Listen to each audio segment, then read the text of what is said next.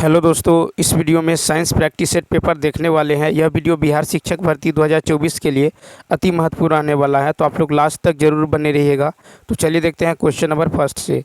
Question number first है कि किसी समतल में किसी पिंड की गति को परिभाषित करने के लिए कितने चरों की आवश्यकता होती है। तो इसका राइट आंसर होगा बी ऑप्शन, यानी 2 चरों की आवश्यकता होती है। ठीक है, और ये जो निर्देशांक प्रणाली के 2 परिभाषित अक्ष हैं, एक्स और वाई। ठीक है, अब देखिए क्वेश्चन नंबर जो नेक्स्ट है कि एक गेंद को 5 मीटर त्रिज्या के एक वृत्त में 20 मीटर पर सेकंड के स्थिर स्पर्श रेखीय वेग से घुमाया जा रहा है। एक पत्थर भी 4 मीटर त्रिज्या के वृत्त में 16 मीटर पर सेकंड के नियत स्पर्श रेखीय वेग से घूम रहा है। तो निम्नलिखित में से कौन सा विकल्प दोनों वृत्तीय गति के बारे में सत्य है। तो देखिए यहाँ पे जो है त्रिज्या दे दिया गया है, आर बराबर है 5। ठीक है, वेग है आपको 20 मीटर पर सेकेंड। ठीक है, 20 मीटर पर सेकेंड। तो यहाँ से हम कोणीय वेग निकालेंगे, तो कोणीय वेग बराबर होता है वेग बटा में त्रिज्या। ये कट के कितना होगा, तो 4 रेडियन पर सेकेंड। ठीक है, 4 रेडियन पर सेकेंड। पुनः देखिए त्रिज्या दे दिया गया है आपको 4 मीटर, पुनः रेडियस दे दिया गया है 4 मीटर। ठीक है, और वेग दे दिया गया 16 मीटर पर सेकेंड। ठीक है, 16 मीटर पर सेकेंड। तो यहाँ से कोणीय वेग निकाल लेंगे, तो होगा वेग बटा में त्रिज्या। कट के कितना होगा, यहाँ भी हो जाएगा 4 रेडियन पर सेकेंड। ठीक है, 4 रेडियन। तो देखिए 4 रेडियन पर सेकेंड और 4 रेडियन पर सेकेंड। तो इसका जो राइट ऑप्शन होने वाला है ये होगा ए ऑप्शन, यानी क्या होगा, तो दोनों का कोणीय वेग क्या है, समान है। दोनों का कोणीय वेग समान है। प्रत्येक वृत्ताकार गति के लिए कोणीय वेग की गणना करते हैं। ये दोनों के कोणीय वेग एक दूसरे के बराबर हैं। इसका मान 4 रेडियन पर सेकेंड है। क्वेश्चन नंबर देखिए नेक्स्ट है कि यदि विद्युत चुम्बकीय विकिरण की तरंग दैर्घ्य दोगुनी कर दी जाए तो फोटोन की ऊर्जा का मान क्या होगा। तो 113 का होगा बी ऑप्शन, यानी आधी हो जाती हैं। ठीक है, तो एक फोटोन की ऊर्जा क्या होती है, आधी हो जाती है। यदि विद्युत चुम्बकीय विकिरण की तरंग दैर्घ्य दोगुनी कर दी जाए तो फोटोन की ऊर्जा क्या होती है, आधी हो जाती हैं। ठीक है, आधी हो जाती हैं। जैसे देखिए ई बराबर होता है एच, यानी एच इंटू वी, यानी एच सी बाई क्या होता है, लेमडा। ठीक है, यानी ई समानुपाती होता है 1/λ के। ई समानुपाती 1/λ, यानी E1/E2, E1/E2 हो जाएगा λ/λ1। ठीक है, λ/λ1, या फिर E1/E2, E1/E2 होगा 2λ/λ1। ठीक है, 2λ/λ1, यानी E2 बराबर क्या होगा, तो E2 बराबर होगा E1/2। E2 बराबर होगा E1/2। तो जब विद्युत चुम्बकीय विकिरण की तरंगदैर्घ्य दोगुनी हो जाती हैं तो फोटोन की ऊर्जा आधी हो जाती है। ठीक है, अब चलिए देखते हैं नेक्स्ट क्वेश्चन। नेक्स्ट है कि यदि 2 पिंड गैर शून्य वेग से विपरीत दिशाओं में घूम रहे हैं तो निम्नलिखित में से कौन सा कथन सत्य है। 114 का होगा ए ऑप्शन, यदि 2 पिंड शून्य वेग से विपरीत दिशाओं में घूम रहे हैं तो जो है इसका जो होगा जाएगा, इसका जो तो निम्नलिखित कथन सत्य है कि सापेक्ष वेग ग्रेटर होगा निरपेक्ष वेग के। सापेक्ष वेग ग्रेटर देन निरपेक्ष वेग। ठीक है, सापेक्ष वेग का सूत्र होता है वी आर। ठीक है, वी आर बराबर V A minus V B. ठीक है, वी आर बराबर V A minus V B. ठीक है, अब देखिए कि सापेक्ष वेग को दोनों में से किसी भी पिंड के निरपेक्ष वेग से अधिक जो है बनाते हैं। ठीक है, अब क्वेश्चन नंबर देखिए 115। Question number 115। अब क्वेश्चन नंबर 115 है कि अक्षय प्राकृतिक ऊर्जा संसाधन का क्या नाम है जो समाप्त हो जाता है। 115 को आएगा बी ऑप्शन, बायोगैस। अक्षय प्राकृतिक ऊर्जा संसाधन का नाम बायोगैस है जो समाप्त हो जाता है। बायोगैस कार्बनिक पदार्थ है जो नवीकरणीय हैं। ये पौधों और जानवरों से उत्पन्न होते हैं। बायोगैस एक नवीकरणीय ऊर्जा स्रोत है क्योंकि कार्बनिक पदार्थ की पूर्ति अपेक्षाकृत कम समय में की जा सकती है। विद्युत प्राप्त करने के लिए इसका उपयोग करने के लिए 2 मुख्य तरीके हैं, इनका ज्वलन जो है और विघटित करना। ठीक है, देखिए जीवित और मृत दोनों प्रकार के पौधों को जलाने के लिए बायोगैस का दहन बायोगैस का दहन कहा जाता है। जलाने को बायोगैस का दहन कहा जाता है। नेक्स्ट क्वेश्चन 116 कथा की व्यापक आनुवंशिक विविधता वाले पौधों की प्रजातियां एक स्थानीय आबादी का निर्धारण करती हैं, उसे क्या कहा जाता है? उसे कहा जाता है इकोटाइप। ठीक है, तो व्यापक आनुवंशिक विविधता वाले पौधों की प्रजातियां एक स्थानीय आबादी का निर्माण करती हैं, जिसे इकोटाइप कहा जाता है। इकोटाइप जो है फेनोटाइपिक विशेषताओं वाली एक किस्म है जो उप प्रजाति के रूप में वर्गीकृत करने के लिए बहुत कम या महत्वहीन होता है। अब देखिए क्वेश्चन नंबर जो है नेक्स्ट क्वेश्चन है कि एलेलोपैथी एक शब्द है जिसका उपयोग किसके वर्णन करने के लिए किया जा सकता है? 117 का ए। तो एक प्रजाति द्वारा विषाक्त पदार्थों का उत्पादन जो दूसरी प्रजाति के विकास को रोकता है।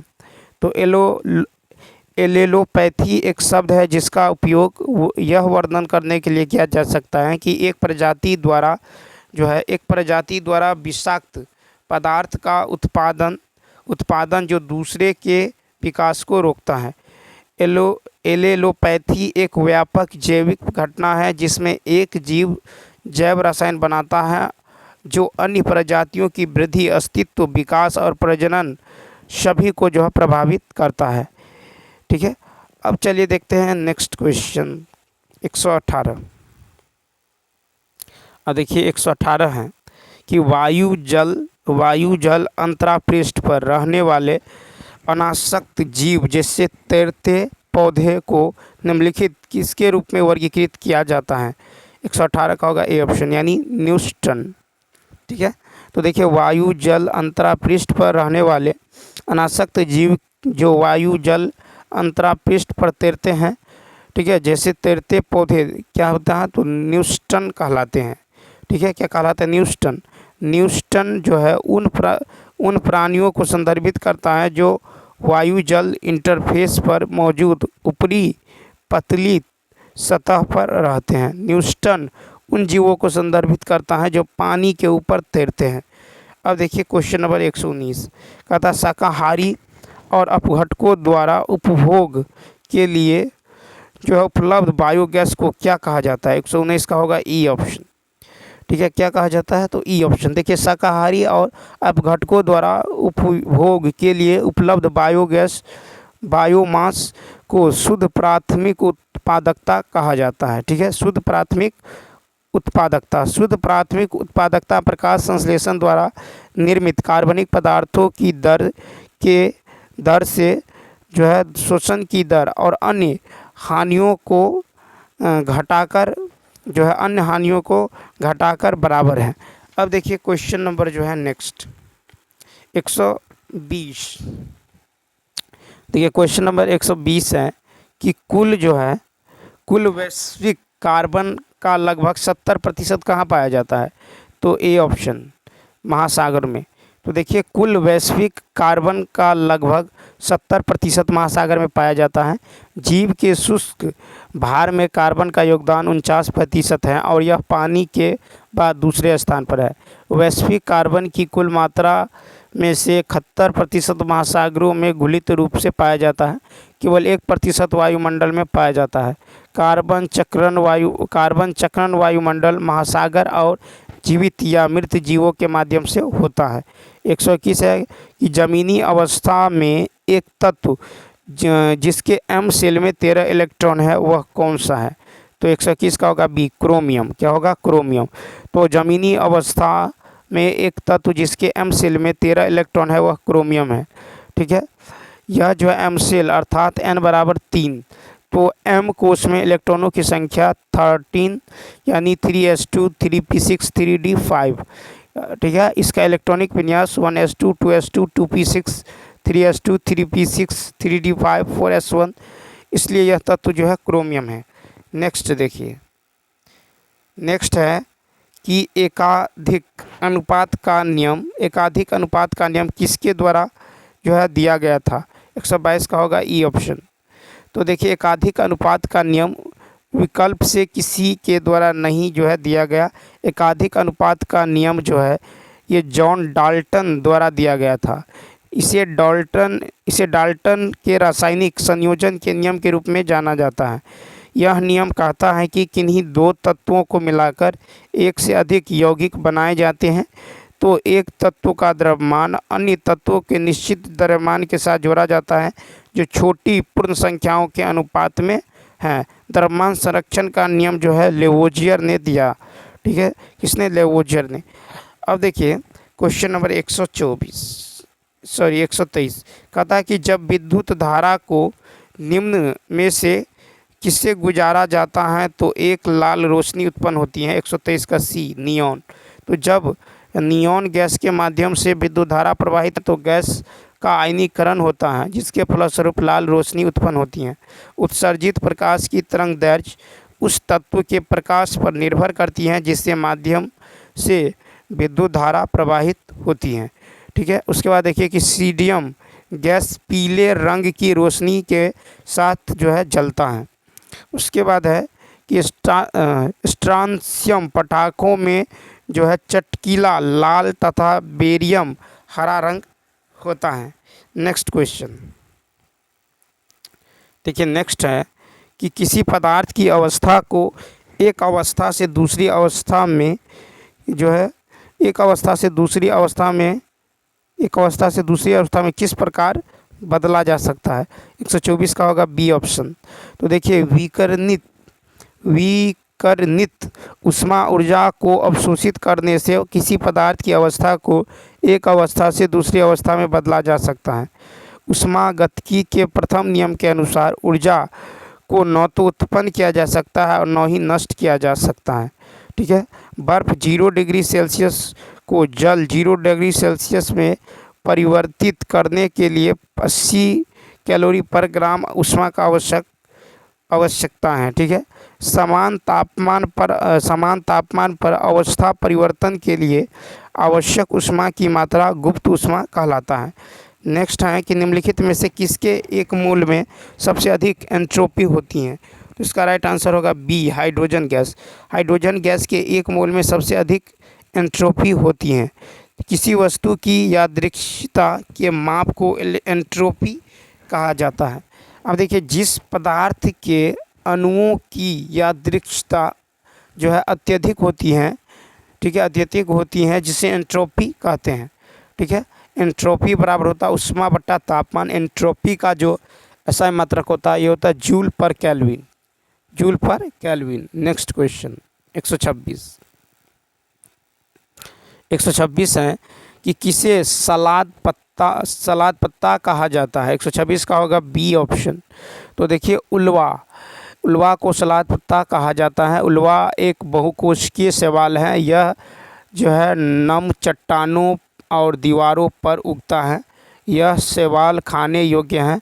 इसे समुद्री सलाद भी कहा जाता है। इसमें जो अनियमित रूप से जो है व्यवस्थित कोशिकाओं की 2 परतें होती है। शैवाल स्वपोषी होते हैं तथा इसमें क्लोरोफिल पाए जाते हैं। 127 कहता है निम्नलिखित में से कौन सी बीमारी केवल अफ्रीकी अमेरिकियों में पाई जाती है। 127 का सी ऑप्शन। तो देखिए ट्रिपेनोसोमियासिस बीमारी केवल अफ्रीकी अमेरिकियों में पाई जाती है। अफ्रीकी परजीवी ट्रिपेनोसोमियासिस एक परजीवी संक्रमण है जो मनुष्यों को प्रभावित करता है। यह जो स्लीपिंग सिकनेस भी कहलाता है। ठीक है, अब देखिए सीसी मक्खी जो ग्लोसिना प्रजाति से संबंधित है केवल उप सहारा जो है अफ्रीका में पाई जाती है और यह रोग फैलाने के लिए भी जाना जाता है। क्वेश्चन नंबर देखिए नेक्स्ट क्वेश्चन नंबर 128 है कि ह्यूमन इम्यूनोडिफिशियंसी वायरस श्वेत रक्त कोशिकाओं पर हमला करके एड्स का कारण बनता है। इसे क्या कहते हैं। तो 128 का होगा ए ऑप्शन। ठीक है, क्या कहते हैं तो इसका होगा राइट आंसर होने वाला है CD4।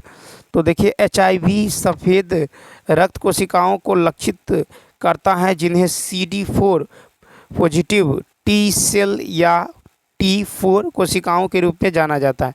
CD4 कोशिका एक महत्वपूर्ण प्रतिरक्षा प्रतिक्रिया कोशिका है। और HIV यानी ह्यूमन इम्यूनो डिफिशियंसी वायरस एक वायरस है जो उन कोशिकाओं पर हमला करता है जो शरीर को संक्रमण से लड़ने में मदद करती हैं। इसमें व्यक्ति अन्य संक्रमणों और बीमारियों के प्रति अधिक संवेदनशील हो जाता है। ये देखिए, यह HIV से पीड़ित व्यक्ति के कुछ शारीरिक तरल पदार्थों के संपर्क में आने से फैलता है। अब देखिए कि यह आमतौर पर असुरक्षित यौन संबंध या रक्त युक्त इंजेक्शन या दवा उपकरण साझा करने के माध्यम से फैलता है। नेक्स्ट है, पिट्यूटरी ग्रंथि द्वारा स्रावित उस हार्मोन को पहचाने जो जानवरों में प्रसव के दौरान गर्भाशय की चिकनी मांसपेशियों को सिकुड़ने के लिए प्रेरित करता है। 129 का होगा बी, ऑक्सीटोसिन।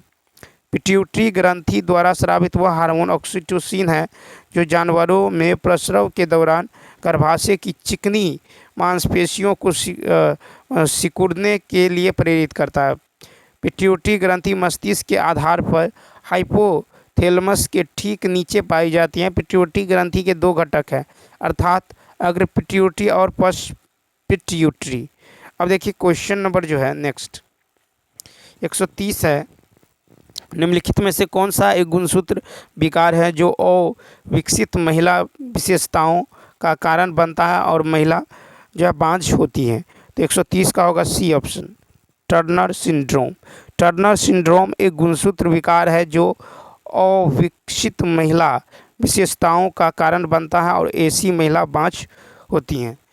अब देखिए क्वेश्चन नंबर नेक्स्ट से पहले देखिए कि स्काइलेनफेल्टर सिंड्रोम तब होता है जब एक अतिरिक्त X गुणसूत्र की उपस्थिति होती है। इससे पुरुषों में स्त्री गुणों का विकास हो जाता है। Question number next. अब देखिए नेक्स्ट क्वेश्चन है, क्वेश्चन नंबर 131 है कि DNA के वाटसन और क्रिक मॉडल के लिए निम्नलिखित में से कौन सा कथन गलत है। तो बी ऑप्शन। तो देखिए DNA के वाटसन और क्रिक मॉडल के लिए गलत कथन है कि एडेनिन थाइमीन से 3 हाइड्रोजन बंधों द्वारा बन सकता है और ग्वानिन साइटोसिन से 2 हाइड्रोजन बंधों द्वारा बन सकता है। तो देखिए इससे एडेनिन और थाइमीन से 2 हाइड्रोजन बॉन्ड द्वारा बंध सकता है और ग्वानिन साइटोसिन से 3 हाइड्रोजन बॉन्ड द्वारा बंध सकता है। ठीक है। अब देखिए वाटसन और क्रिक मॉडल के अनुसार DNA अणु में 2 स्ट्रैंड होते हैं जो हाइड्रोजन बॉन्ड द्वारा एक दूसरे से बंधे होते हैं और यह एक हेलिक्स बनाने के लिए मुड़ जाते हैं। DNA की खोज फ्रेडरिक मिश्र ने किया था। DNA में हिस्टोन्स प्रोटॉन होते हैं। 132 है कि पाचन के विभिन्न चरणों में pH का स्तर कैसे बदलता है। तो सी ऑप्शन, अम्लीय क्षारीय। पाचन के विभिन्न चरणों में pH का स्तर अम्लीय क्षारीय से बदलता है। अब देखिए मुंह का pH स्तर 6.2 से 7.6 के बीच होता है और यह 6.7 औसतन होता है। मुंह में pH स्तर लार द्वारा बनाए रखा जाता है। पेट के तरल पदार्थ का सामान्यतः pH 1.5 से 3.5 होता है। मस्तिष्क मेरुद्रव का pH 7 से 7.3 और मूत्र का pH 6.4 से 8 है। रक्त का pH मान 7.4 होता है और पीत रस का pH मान 7 से 8.6 होता है। 133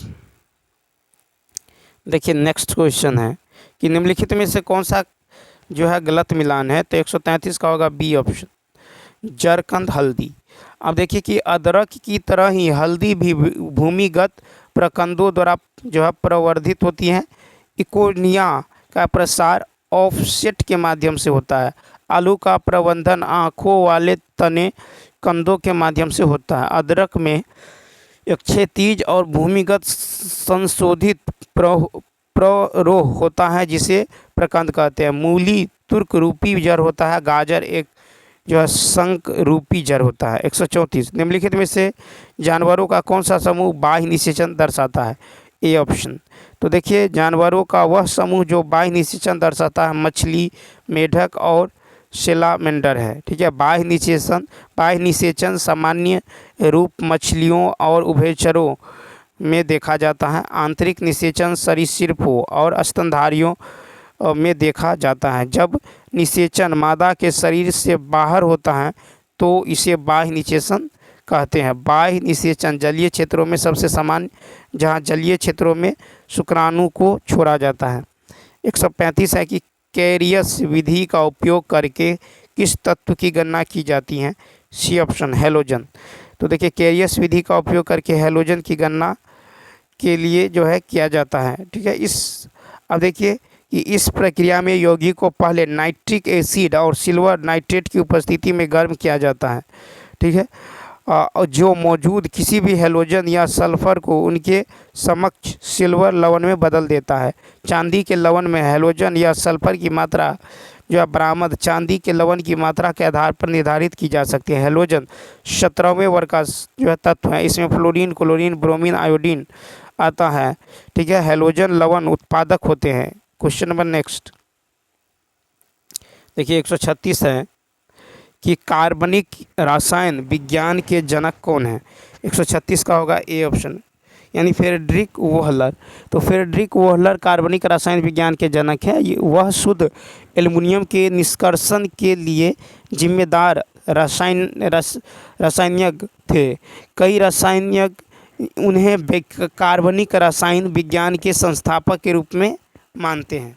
ठीक है, अब देखिए क्वेश्चन नंबर जो है नेक्स्ट 137 कहता है कि बुलेट प्रूफ कांच प्रकार के पॉलीमर का उपयोग होता है। D option. तो बुलेट प्रूफ कांच के लिए निर्माण के लिए केवलार, ठीक है, पॉलीकार्बोनेट्स एवं पीएमएम का उपयोग किया जाता है। बुलेट प्रूफ ग्लास के निर्माण के लिए पीएमएमए पॉलीमिथाइल मेथ एक्रिलेट प्रकार के पॉलीमर का उपयोग किया जाता है। अब देखिए कि लेक्सोन एक पॉलीकार्बोनेट है जो कार्बोनेट समूह के साथ एक थर्मोसेटिंग पॉलीमर है। ठीक है, क्वेश्चन नंबर 138 कहता है निम्नलिखित में से किस बंधन में रासायनिक यौगिकों की मात्रा सबसे अधिक है? तो सी ऑप्शन सहसंयोजक बंधन। सहसंयोजक बंधन में रासायनिक यौगिकों की मात्रा सबसे अधिक है। कार्बनिक यौगिकों में विशेष रूप से टेट्रावेलेट कार्बन परमाणु होते हैं। दो समान विद्युत ऋणात्मक परमाणुओं जैसे कार्बन के बीच एक सहसंयोजक बंधन बनता है। ठीक है, अब देखिए क्वेश्चन नंबर 139 है कि निम्न में कौन गैसीय वायु प्रदूषक नहीं है? 139 का होगा ए ऑप्शन। धुएं जो है गैसीय वायु प्रदूषक नहीं है। धुएं को कोणीय प्रदूषकों के अंतर्गत वर्गीकृत किया गया है। धुआं, धूल, धुंध आदि कोणीय जो है ये जो है कणीय प्रदूषक के कुछ उदाहरण हैं। ठीक है, वायु प्रदूषण के लिए जिम्मेदार गैसीय वायु प्रदूषक नाइट्रोजन के ऑक्साइड, सल्फर के ऑक्साइड, हाइड्रोजन और कार्बन मोनोऑक्साइड है। ठीक है, धुआं एरोसोल कोलाइड है। ठीक है, क्वेश्चन नंबर 140 है कि निम्नलिखित में से किस घोल में रखने पर पौधा सिकुड़ जाता है? तो बी ऑप्शन। तो देखिए हाइपरटोनिक घोल की विलीय सांद्रता अधिक होती है और जब किसी पौधे या पशु कोशिका को इस घोल में रखा जाता है तो कोशिका सिकुड़ जाती है। ठीक है, अब चलिए देखते हैं नेक्स्ट क्वेश्चन नंबर 141। देखिए क्वेश्चन नंबर 141 है। क्वेश्चन नंबर 141 है कि तत्वों के बीच तुलनात्मक रूप से आयनिक बंधन अधिक आसानी से बनेंगे। 141 का होगा ए ऑप्शन। कम आयनीकरण, एंथैल्पी और उच्च इलेक्ट्रॉन बंधुता के कारण। ठीक है, क्वेश्चन नंबर 142 है कि किन्हीं दो रंगों के बीच विचलन के अंतर को क्या कहते हैं? तो बी ऑप्शन कोणीय फैलाव। कोणीय फैलाव किन्हीं दो रंगों के बीच के विचलन का अंतर है। ठीक है, अब देखिए कि सर्वाधिक वर्ण विक्षेपण बैगनी रंग का होता है। प्रकाश का अपवर्तनांक जो है म्यू समानुपाती होता है 1/λ के। जिस रंग का तरंगदैर्घ्य जितना कम होता है उसका अपवर्तनांक उतना ही अधिक होता है। अब नेक्स्ट क्वेश्चन देखिए, नेक्स्ट है कि पतले लेंस पतले लेंस सूत्र के अनुसार लेंस की फोकल लंबाई के संबंध में निम्नलिखित में से कौन सा कथन सत्य है? 143 का होगा ई ऑप्शन। तो देखिए कि पतले लेंस सूत्र के अनुसार लेंस की फोकल लंबाई के संबंध में सत्य है। अवतल लेंस के लिए फोकस दूरी ऋणात्मक होती है। पतले लेंस का जो सूत्र है इस प्रकार है कि 1/f बराबर 1/v माइनस 1/u। ठीक है, उसके बाद देखिए कि u जो है लेंस की ऑप्टिकल केंद्र से वस्तु दूरी है, v लेंस के ऑप्टिकल केंद्र से छवि की दूरी है और f लेंस की फोकल दूरी है। पतले लेंस सूत्र के अनुसार अभिसारी या उत्तल लेंस में धनात्मक फोकस दूरी होता है, जबकि अपसारी या अवतल लेंस में ऋणात्मक फोकस दूरी होता है। ठीक है, उत्तल लेंस की शक्ति धनात्मक तथा अवतल लेंस की शक्ति ऋणात्मक होती है। 144 कहता वे कण जो किसी परमाणु के रासायनिक गुणों को बदले बिना उसे नाभिक में जोड़े जा सकते हैं, क्या कहलाते हैं? 144 के ए न्यूट्रॉन। तो वे कण जो किसी परमाणु के रासायनिक गुणों को बदले बिना उसे नाभिक में जोड़े जा सकते हैं न्यूट्रॉन कहलाते हैं। ठीक है, क्या कहलाते हैं? तो न्यूट्रॉन कहलाते हैं। परमाणु के 3 मूल कण होते हैं, इलेक्ट्रॉन, प्रोटॉन और न्यूट्रॉन। ठीक है, अब देखिए क्वेश्चन नंबर 145। क्वेश्चन नंबर 145 है कि चुंबकीय क्षेत्र निम्न में से किसके कारण से उत्पन्न हो सकता है? तो 145 का डी ऑप्शन। तो देखिए चुंबकीय क्षेत्र जो है, चुंबकीय क्षेत्र उत्पन्न हो सकता है एक बदलता विद्युत क्षेत्र, दूसरा एक गतिमान आवेश। चुंबकीय क्षेत्र विद्युत क्षेत्र के साथ साथ गतिमान आवेशों को बदलकर उत्पन्न किया जा सकता है। ठीक है, यदि परमाणु इलेक्ट्रॉन त्यागता है तो धनावेशित तथा ग्रहण करता है तो ऋणावेशित हो जाता है। किसी वस्तु पर कुल आवेश जो है पॉजिटिव या निगेटिव होता है। अब देखिए क्वेश्चन नंबर जो है नेक्स्ट कहता है कि निम्नलिखित में से कौन बाहरी बल की क्रिया के तहत गति करने पर भी अपनी सापेक्ष स्थिति बनाए रखता है? तो यह है कठोर पिंड। कठोर पिंड वह है जिसके घटक कण किसी बाहरी बल के प्रभाव में गति करते हुए भी अपनी सापेक्ष स्थिति बनाए रखते हैं। यदि वस्तु पर लगने वाले कुल बलों का योग शून्य हो जाए तो वस्तु संतुलन की अवस्था में कहलाता है। नेक्स्ट है कि किसमें भली भांति परिभाषित ज्यामितीय बाह्य आकृतियाँ होता है? तो इसका होगा सी ऑप्शन, क्रिस्टलीय ठोस।